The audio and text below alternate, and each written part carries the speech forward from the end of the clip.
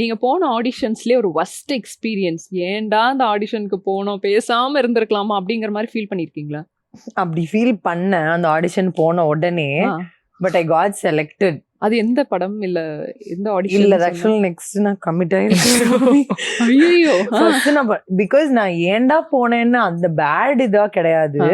ஒரு பிளேஸ்ல ஆடிஷன் நடக்கும், அசோசியேட் டைரக்டர்ஸ் ஒரு டைரக்டரே ஒரு 2 பேர் இருப்பாங்க, ஒரு 3 பேர் இருப்பாங்க, மிஞ்சி போனா will do in front of them, அவ்வளவுதானா. எங்க அம்மா விடா புடியா அதுக்கெல்லாம் எழுதி கூட்டிட்டு போயிட்டான்.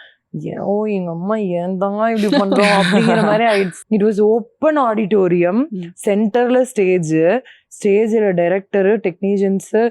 அது நீங்க ரிலீஸ் ஆகும்போது நீங்க பாப்பீங்க. அது ஆக்சுவலா அது ஆடிஷனவே அந்த ப்ராசஸே ரிலீஸ் பண்ணுவாங்க. ஸோ அது பண்ணும்போதே உங்களுக்கு தெரியும். எனக்கு பதட்டம்னா கொஞ்ச நெஞ்சில் ஹார்ட் அட்டாக் வர்றதுக்கு முந்தின லெவல், அதுதான் சொல்லுவேன். அந்த அளவுக்கு பதட்டம். It was like live camera போயிட்டு இருக்கு. அது போக ஆடிஷன் நம்ம பண்றோம்னா ஸ்டேஜ்ல அங்க நார்மலா தில் ஹாவ் அ கேமரா இல்ல, அது போக 24 hours உங்களுக்கு லைவா கேமரா தேர் ரெக்கார்டிங். அது போக இங்க ஒரு 200 மெம்பர்ஸ் உட்கார்ந்துட்டு இருப்பாங்க.